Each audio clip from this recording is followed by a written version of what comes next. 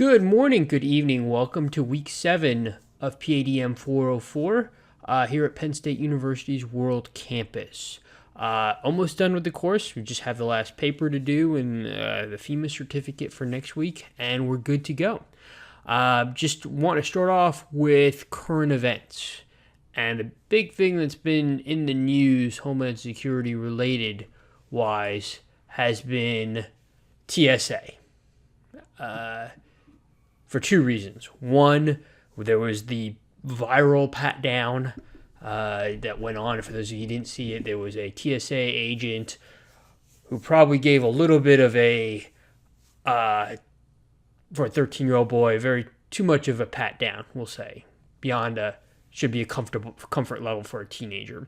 And then the second thing is there's been a ban on computers.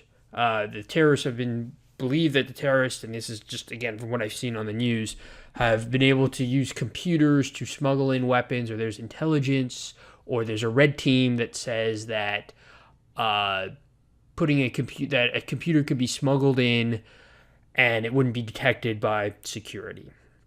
And I want to use this point to bring up a point of how messed up our aviation security is. So here's a dirty little secret here. Next time you fly, and please notice this, you'll get your boarding pass, and your boarding pass will go through, and somebody will check your ID, your Virginia or whatever driver's license, to make sure that the name on the driver's license is the same as the boarding pass, and then you go through. And the point of that is to make sure that if you're a watch-listed person, that you would get, or you're watch-listed in some way, that you would get further screening, and it would be identified by your ticket. So if you're on a no-fly list, ticket would come up hot, and you would be turned away at the gate. There'd be something on your boarding pass that says you're on the no-fly list or deserve further scrutiny. Okay, so what's to stop me from using a fake ID? Let's just say for a second that Rowan Sharma is on a no-fly list, and I can't travel. So what's to stop me when I go on to Orbitz and I get my ticket, and when they put they ask for your birth date, what's to say that I just put Joe Schmidt and make up a birth date and then make a fake ID, which people have been doing, teenagers have been doing since 21 years old, and then use that to board the flight. Just to make it clear, again, Rohan Sharma's on the no-fly list, but Joe Schmidt is not on the no-fly list, and all my identification, my boarding pass, my identification reads Joe Schmidt, and there is no way to determine otherwise. And again, making a fake ID is not very hard. People have been doing it since the beginning of time. So there's your $8 billion secure flight system thrown out the window there. We hear on the red teams, this was publicized about 18 months ago, 95% of baggage with or confusers or fake bomb material was smuggled in, no problem.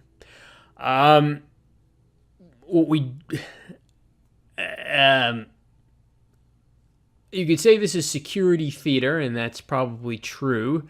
You could say it is a deterrent, and that's probably true as well. But we don't do this very risk-based. We don't do it very smart. If I were to do it, and I can understand we don't want to do profiling, and we don't want TSA Agent X to just look at lines and determine, okay, that guy looks a little suspicious, that woman looks a little suspicious. We don't want that. That's not very good security, and it's probably not in accordance with a democratic country. What we can do is, when you buy your ticket, there's certain criteria that can elevate your risk level. If you bought a one-way ticket, if you paid your ticket in cash, if you bought your ticket right before the flight, like the day before, which is an unusual thing for people to do, but it's something that if you're planning nefarious activity, you would. If you have a suspicious travel history, and again, if I could use a fake ID and pretend my name is Joe Schmidt, but Joe Schmidt has been traveling 7 times to Yemen in the last year, that can elevate my risk level. And the point is, and you'll see this, if you're at a major airport, you can't screen 400 people coming onto a flight in the 5 seconds you have. However, if you know the Rowan Sharmas of the world, the guys who've traveled several times to Yemen and bought their ticket in cash, if you know they're a higher degree of scrutiny, they can go in separate lines and receive further scrutiny. Their bags can be checked. And again, I urge you to next time to travel to look at the guy who's checked on bags, and they're just whipping by on the conveyor belt. He or she's not going to be able to check, again, 400 and give the same scrutiny. However, if he or she knew that the next bag that was coming down that x-ray was someone with a higher risk score, then he or she can give that bag a lot more scrutiny. Again, if that person had a higher risk score, maybe they would go into the where you put your hands up and go through the full body scanner. Hell, you can tell the crew of the aircraft. You can give them, hey, the passenger in seat 8B is on a higher risk score. Please look out for him to make sure he doesn't do whether he's doing anything suspicious. Just having that level of awareness so you can separate the 5% from the 400 that normally board a 747 would increase security exponentially. And we don't do it. It's a smart way of doing it, but we don't do it. And I will get off my soapbox on that. So just think about that the next time you travel, and think about a guy who's got to search through 400 bags or 400 passengers and ask, can you really add, when you treat each person the same, are you really providing security? So I'll get off my soapbox for now. I just want to start with the graphic. I wrote a lot of comments. This was the GP Allocation graphic. And I wrote some comments on, some were good, some were bad. I think this one was really good for the most part. And I asked the person if I could use it, and he said it was okay. So here it is. And this is an example. So one, he's using two graphics. And what he's doing is highlighting, okay, a lot of you struggled with it, and the best way to make it more visually easier is use two. And what you're highlighting is, okay, in this one, 40% is congressionally mandated. That means governors or threat or anything else can't be allocated. And 60% is based on risk score. And of that 60%, this is the breakdown based on population, based on threat, based on economic and infrastructure. This is what I think was a good way to go about the actual graphic. Some of you, again, did threat, vulnerability, consequence. I'll allow that as well, just as long as you can somehow show that 40%, regardless of threat, vulnerability, and consequence, is already congressionally mandated. So I like this. The one thing, again, I want you to make sure is you highlight what you think is good or bad. Here, and I don't want to put words in the person's mouth, but I assume that 40% is already off the block, and you wanted to highlight that you only have 60% to play with. So this is the graphic. This is a pretty good example. Just FYI, if you're going to do something about money or about if you're going to do money and money allocations, some people did bar charts. Pie charts are usually a better way to go. So this was a pretty good job of it for Module 6. And then Module 7, I'm just going to go right into the paper prep. You have the exercise and the FEMA, another FEMA course to do on DHS exercise program. I'm not going to get into that in too much detail. I just want to go right into the paper. And what I will say is, again, I can't emphasize this enough. I know the paper is not due till the end of April, but start it now. Please don't wait till the last minute. Start thinking through what you want to say, make an argument, make a thesis, and some of the things that you might want to bring up. I'm not saying you have to, but some of the questions to ask. Do we need another iteration of the HSGP? So we had the original grant program, we had the urban area security initiatives, we had the Stone Ghost for the border. Do we need another iteration? Or are those three qualitative factors enough?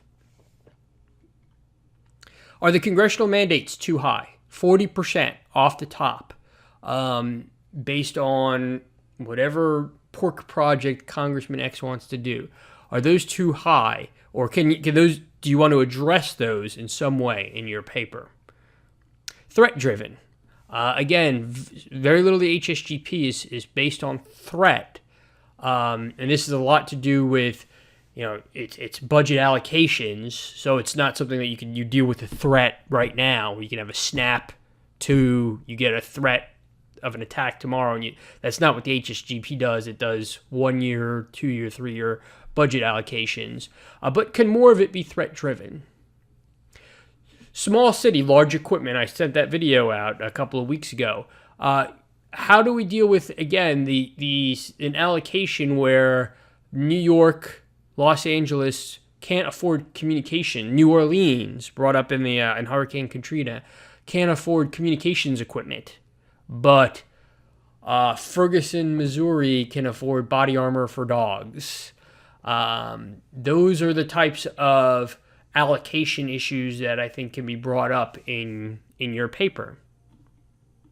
Then the intel point, and I brought up again that you can bring up intelligence or intelligence sharing environment in your paper. Effectiveness of the fusion centers, advantages and disadvantages. Are they effective? Are they worth the $2 billion? Or is there just one? Are they redundant to the FBI Joint Terrorism Task Forces, which we've already spent money on? And do they violate civil liberties? And is there enough work for 70 some odd fusion centers that are out there? Does the fusion center in Tahoe or in Chattanooga, Tennessee, actually that's a bad example because there was an attack in Chattanooga, but let's just say Topeka, Kansas. Does that fusion center really have a whole lot of counterterrorism to do? And just keep in mind, the fusion centers just do counterterrorism. They're mandated for counterterrorism. They can't do human smuggling or drugs or meth or child pedophilia rings, those types of issues. Do the fusion centers have enough work to do in those rural areas?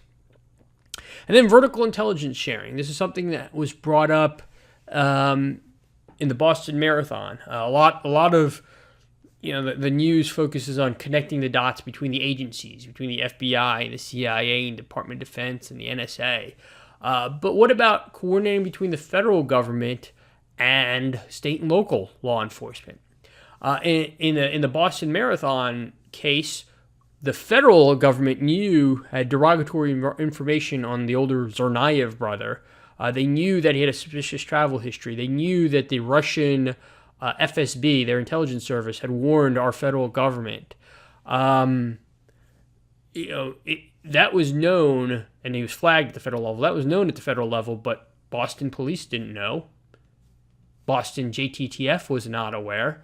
In an ideal world, police would know as they walk down the street, okay, the guy who lives in that house has traveled to Yemen 7 times and has a social network, YouTube page that's posting all sorts of anti-Americanist things or pro-ISIS things or pro-jihadist things. That's what I call vertical intelligence sharing, and that's so you get the guy on the ground knowing everything. He's got all the data that the federal government has on certain people.